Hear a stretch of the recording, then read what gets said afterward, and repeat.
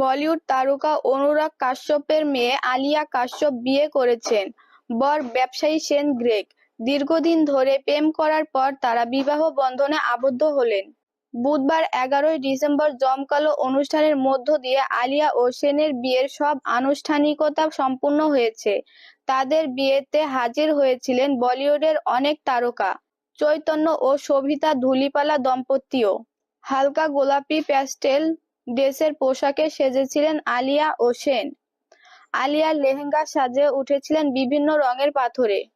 অন্যদিকে শেন সোনালী রঙের শেরওয়ানি পরেছিলেন। বিয়ের সময় আসরে আবেগপ্রবণ হয়ে উঠেছিলেন শেন। বধূবেশে আলিয়াকে দেখতেই তিনি অশ্রুসিক্ত হয়েছিলেন। অন্যদিকে 7 পাক শেষ হতেই বরের ঠোঁটে ঠোঁট রাখলেন আলিয়া। এভাবেই নতুন জীবনের শুরু হয় আলিয়া।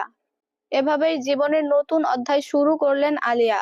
গত মে মাসেই সুখবর দিয়েছিলেন অনুরাগ কাশ্যপের কন্যা আলিয়া কাশ্যপ। সোশ্যাল মিডিয়ার ঘনিষ্ঠ ছবি দিয়ে জানিয়েছিলেন যে বিদেশি প্রেমিকের সঙ্গে গাঁটছড়া বাঁধতে চলেছেন তিনি। বিদেশেই থাকেন আলিয়া কাশ্যপ।